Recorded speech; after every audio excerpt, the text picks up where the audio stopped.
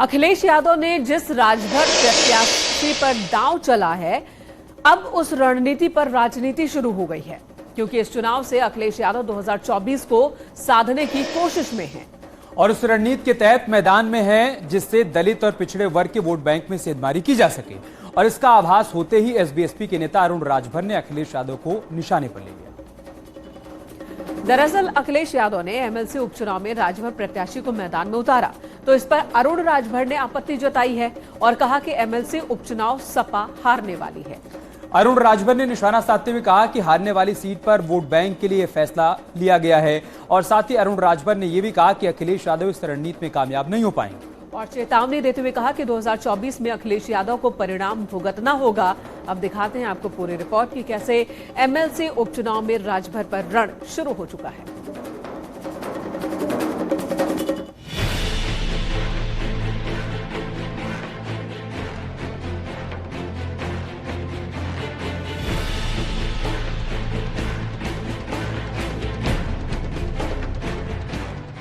ओम प्रकाश राजभर से पहले दोस्ती और फिर दुश्मनी जब भारी पड़ने लगी, तभी अखिलेश यादव ने राजभर दांव खेला। उस सीट पर राजभर प्रत्याशी को बीजेपी के सामने खड़ा कर दिया, जिसकी हार तय है। गहन चिंतन मनन के बाद अखिलेश यादव ने एमएलसी उपचुनाव के लिए राम जतन राजभर को मैदान में उतारा, तो उनकी रणनीति पर एसबीएसपी यानी ओम प्रकाश राजभर की पार्टी ने सवाल खड़े कर दिए और कहा कि जिस चुनाव में अखिलेश को पता है कि हार रहे हैं, बावजूद इसके राजभर समाज से उम्मीदवार को मैदान में उतार दिया।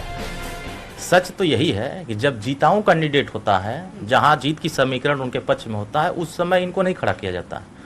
उस समय बाहर से आयातित नेता को लाया जाता है और उनको बना दिया जाता है, क्योंकि वो बीजेपी में टोरी आते हैं। यहाँ नहीं मिलेगा तो वहाँ चले जाएंगे।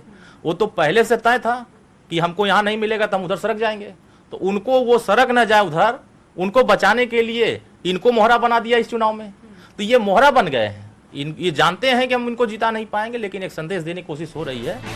अखिलेश यादव की कोशिश एमएलसी उपचुनाव के सहारे 2024 के लिए दलित पिछड़ा दांव खेलने की है, ताकि उस समाज के वोट बैंक को अपने पाले में लाया जा सके, जिस पर फिलहाल बीजेपी और एसबीएसपी का कब्जा है। सारे विधायकों को अपनी दिल की आवाज पर, कमजोर आदमी को, समाज के अंतिम पायदान पर बैठे व्यक्ति को अपना समर्थन देना चाहिए। ठीक है।